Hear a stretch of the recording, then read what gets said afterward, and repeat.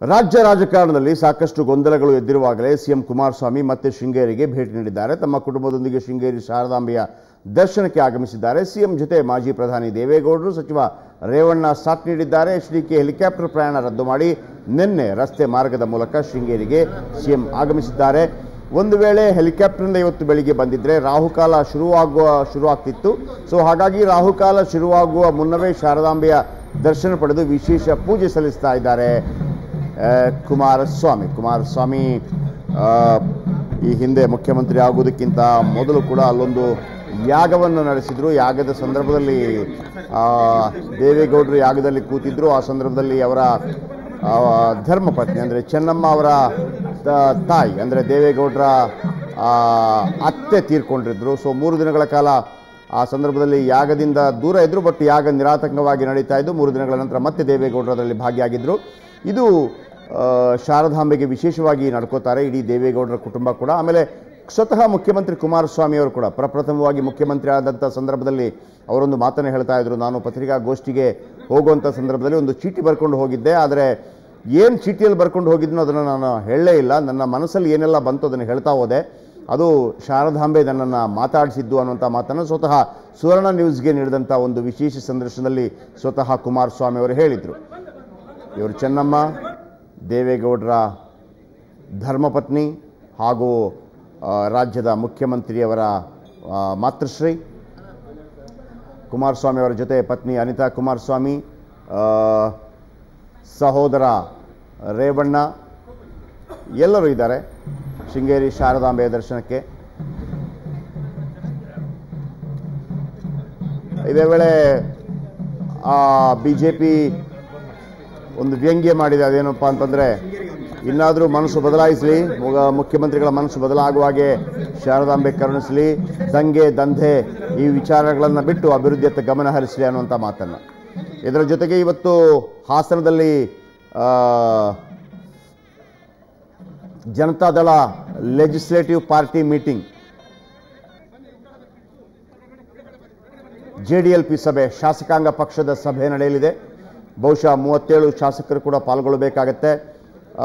Very first time JDLP ಸಭೆಯನ್ನು ಹಾಸನದಲ್ಲಿ ನಡೆಸ್ತಾ ಇರೋದು. ಕಾರಣ ಇಲ್ಲಿ ಕೆಲವು ಮಾಹಿತಿಗಳು ಸೋರಿಕೆ ಆಗಬಹುದು ಅನ್ನೋಂಥ ಕಾರಣಕ್ಕೆ ಕೂಡ ಇರಬಹುದು. ಅಲ್ಲಿ ನಡೆಯುವಂಥ ಇವತ್ತಿನ JDLP ಸಭೆಯಲ್ಲಿ ನೇರವಾಗಿ ಬಹುಶಃ ಮುಖ್ಯಮಂತ್ರಿ ಕುಮಾರಸ್ವಾಮಿ, ಮಾಜಿ ಪ್ರಧಾನಿ ದೇವೇಗೌಡರು ಹಾಗೂ ರೇವಣ್ಣ ಮಧ್ಯಾಹ್ನದ ವೇಳೆಗಿನ ಆ ಸಭೆಯಲ್ಲಿ ಪಾಲ್ಗೊಳ್ಳಬಹುದು. ಶೃಂಗೇರಿ ಶಾರದಾಂಬೆಗೆ ವಿಶೇಷ ಪೂಜೆ.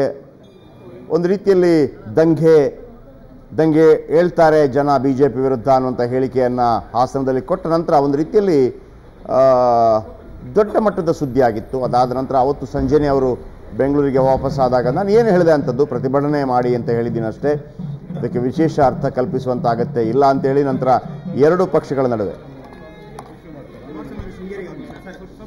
ಓಕೆ, ಕಿರಣ್ ಇದೀಗ ನೇರ ಸಂಪರ್ಕದಲ್ಲಿದ್ದಾರೆ ನಮ್ಮ ಜೊತೆ. ಕಿರಣ್, ಮುಖ್ಯಮಂತ್ರಿ ಆದ ನಂತರ ಇದು ಎಷ್ಟನೇ ಭೇಟಿ ಕುಮಾರಸ್ವಾಮಿ ಅವರದು? ಅದಕ್ಕಿಂತ ಮೊದಲು ಎಷ್ಟನೇ ಭೇಟಿ? ಬಹುಶಃ ಎಲ್ಲ ದೇವಸ್ಥಾನಗಳಿಗಿಂತ ಹೆಚ್ಚಾಗಿ ಶೃಂಗೇರಿ ಶಾರದಾಂಬೆಯ ದರ್ಶನವನ್ನು ಸ್ವಲ್ಪ ಜಾಸ್ತಿಯೇ ಮಾಡಿದ್ರು ಅಂತ ಅನಿಸುತ್ತೆ. ಎನಿವೆ, ಏನೆಲ್ಲ ಮಾಹಿತಿ ಇದೆ ರಾಜಕೀಯಕ್ಕೆ ಸಂಬಂಧಪಟ್ಟ ಹಾಗೆ ಅಲ್ಲಿಂದ?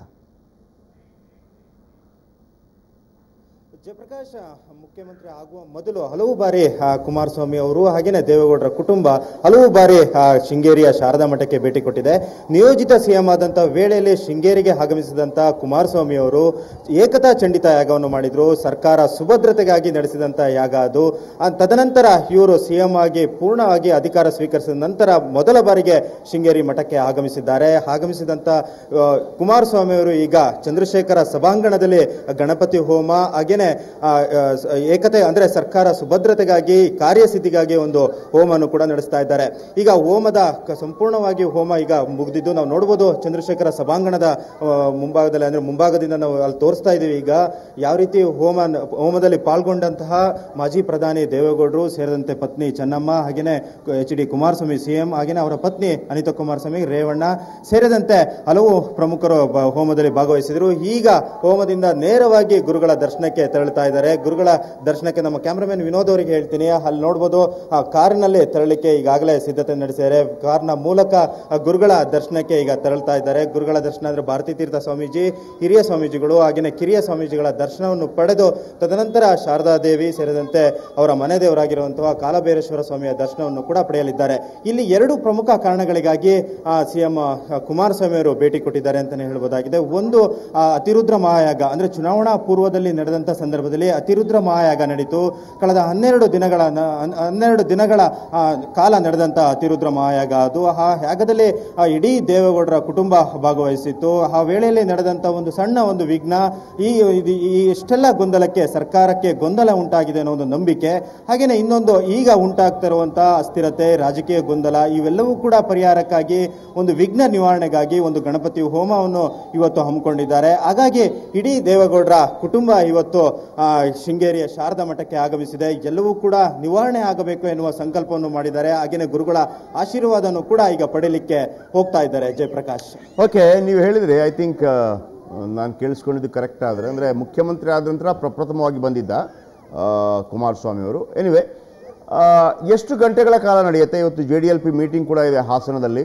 ಸೊ ಎಲ್ಲ ಕಾರ್ಯಕ್ರಮಗಳು ಮುಗಿಯುವ ಹೊತ್ತಿಗೆ ಎಷ್ಟಾಗಬಹುದು? ಏನು ಹೇಳ್ತಾರೆ ಅಲ್ಲಿ ಆಡಳಿತ ಮಂಡಳಿ ವಗೇರೆ ವಗೇರೆ? ಜಯಪ್ರಕಾಶ್, ಅಂದ್ರೆ ನಿಯೋಜಿತ ಸಿಎಂ ಆಗಿ ಒಮ್ಮೆ ಭೇಟಿ ಕೊಟ್ಟಿದ್ರು. ಆವಾಗ ಚಂಡಿಕಾ ಯಾಗ ನಡೆಸಿರು. ನಂತರ ಪ್ರಮಾಣ ವಚನ ಸ್ವೀಕರಿಸಿದ ನಂತರ ಈಗ ಅಂದ್ರೆ ಮೊದಲ ಬಾರಿಗೆ ಭೇಟಿ ಇದಾಗಿದೆ. ಅಂದ್ರೆ ಇವತ್ತು ಇವರು ಇಲ್ಲಿ 12 ಗಂಟೆವರೆಗೂ ಕೂಡ ಇಲ್ಲಿರ್ತಾರೆ. ಅಂದ್ರೆ 12ವರೆಗೂ ಕೂಡ ನಡೆಯುವಂತ ಪೂಜಾ ವಿಧಿವಿಧಾನಗಳಲ್ಲಿ ಭಾಗವಹಿಸ್ತಾರೆ. ಗುರುಗಳ ದರ್ಶನ ಸೇರಿದಂತೆ ಹಲವು ಕಾರ್ಯಕ್ರಮಗಳಲ್ಲಿ ಶೃಂಗೇರಿ ಮಠದಲ್ಲಿ ಪಾಲ್ಗೊಳ್ಳುತ್ತಾರೆ. 12ವರೆಗೆ ಇಲ್ಲಿಂದ ಹೆಲಿಕಾಪ್ಟರ್ ಮೂಲಕ ಚಿಕ್ಕಮಗಳೂರು ಜಿಲ್ಲಾ ಕೇಂದ್ರಕ್ಕೆ ತೆರಳುತ್ತಾರೆ. ಜಿಲ್ಲಾ ಕೇಂದ್ರದಲ್ಲಿ ಜಿಲ್ಲಾ ಪಂಚಾಯಿತಿ ಸಭಾಂಗಣದಲ್ಲಿ ಹಮ್ಮಿಕೊಂಡಿರುವಂತಹ ಅಧಿಕಾರಿಗಳ ಸಭೆಯಲ್ಲಿ ಪಾಲ್ಗೊಳ್ಳುತ್ತಾರೆ. ತದನಂತರ 4 ಗಂಟೆಗೆ ಬಹುಮುಖ್ಯವಾಗಿ ಒಂದು ಸುದ್ದಿಗೋಷ್ಠಿಯನ್ನು ಹಮ್ಮಿಕೊಂಡಿದ್ದಾರೆ. ಆ ಸುದ್ದಿಗೋಷ್ಠಿ ಕರೆದಿರೋ ಉದ್ದೇಶ ಏನನ್ನೋದು ಈಗ ಇನ್ನಷ್ಟೇ ಗೊತ್ತಾಗಬೇಕಾಗಿದೆ. ಅಂದ್ರೆ ಪ್ರಸಕ್ತ ರಾಜಕೀಯ ಸನ್ನಿವೇಶ ಸಾಕಷ್ಟು ಗೊಂದಲವನ್ನು ಉಂಟು ಮಾಡಿದೆ. ಏನೆಲ್ಲ ಬದಲಾವಣೆಗಳು, ಕ್ಷಣಕ್ಕೂ ಬದಲಾವಣೆಗಳು ಉಂಟಾಗ್ತಾ ಇದೆ, ಅವೆಲ್ಲವೂ ಕೂಡ ಮಾಹಿತಿಯನ್ನ ಕೊಡ್ಲಿಕ್ಕೆ 4 ಗಂಟೆಗೆ ಸುದ್ದಿಗೋಷ್ಠಿಯನ್ನು ಕರೆದಿದ್ದಾರೆ. ಸುದ್ದಿಗೋಷ್ಠಿ ಮುಗಿದ ನಂತರ ಹಾಸನಕ್ಕೆ ತೆರಳುತ್ತಾ ಇದ್ದಾರೆ. ಅಂದ್ರೆ ಕುಮಾರಸ್ವಾಮಿ ಅವರು ಒಬ್ಬರೇ ಚಿಕ್ಕಮಗಳೂರಿಗೆ ತೆರಳುತ್ತಾರೆ.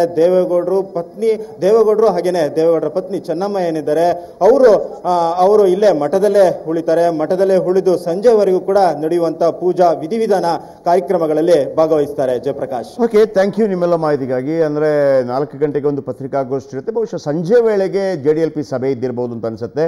ಯಾಕಂದರೆ JDLP ಸಭೆಗೆ ಎಲ್ಲ ಶಾಸಕರು ಅದರಲ್ಲಿ ಭಾಗವಹಿಸಬೇಕಾಗತ್ತೆ. ಸೊ ಹಾಗಾಗಿ ಅಲ್ಲಿ ಭೋಜೇಗೌಡರನ್ನು ಕೂಡ ನಾವು ನೋಡಿದ್ವಿ, MLC ಜೊತೆಗೆ HD ರೇವಣ್ಣ ಮತ್ತು ಕುಮಾರಸ್ವಾಮಿ ಅಲ್ಲಿಂದ ಬಹುಶಃ ಹೆಲಿಕಾಪ್ಟರ್ ಮುಖಾಂತರ ಹೊರಡಬಹುದೇನೋ ಗೊತ್ತಿಲ್ಲ, ಅಥವಾ ರಸ್ತೆ ಮೂಲಕ ಗೊತ್ತಿಲ್ಲ.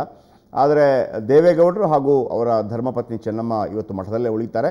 ಅತಿರುದ್ರ ಮಹಾಯಾಗ ನಡೆದಿತ್ತು 12 ದಿನಗಳ ಕಾಲ. ನಿಮಗೆ ನೆನಪಿರಬಹುದು, ಮುಖ್ಯಮಂತ್ರಿ ಆಗೋದಕ್ಕಿಂತ ಮೊದಲು. ಆ ಸಂದರ್ಭದಲ್ಲಿ ದೇವೇಗೌಡರ ಅತ್ತೆ ಅಂದರೆ ಚೆನ್ನಮ್ಮ ಅವರ ತಾಯಿ ತೀರ್ಕೊಂಡಿದ್ರು ಆ ಯಾಗ ಆಗ್ತಾ ಇರುವಾಗ.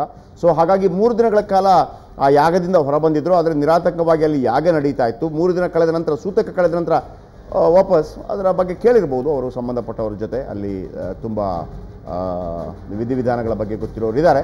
ನಂತರ ಸೇರಿಕೊಂಡಿದ್ರು. ಸೊ ಅದನ್ನೇ ಕಿರಣ್ ಕೂಡ ಸೂಚ್ಯವಾಗಿ ಹೇಳಿದರು. ಆ ಸಂದರ್ಭದಲ್ಲಿ ಒಂದು ವಿಘ್ನ ಆಗಿತ್ತು. ಸೊ ಈಗ ಕೂಡ ಸರ್ಕಾರಕ್ಕೆ ಒಂದು ಸಣ್ಣ ಪುಟ್ಟ ವಿಘ್ನಗಳಾಗ್ತಾ ಇದೆ. ಬಹುಶಃ ಅವೆಲ್ಲವನ್ನು ವಿಘ್ನ ನಿವಾರಣೆಗಾಗಿ ಒಂದು ಹೋಮ ನಡೀತಾ ಇದೆ ಅನ್ನುವಂಥದ್ದು.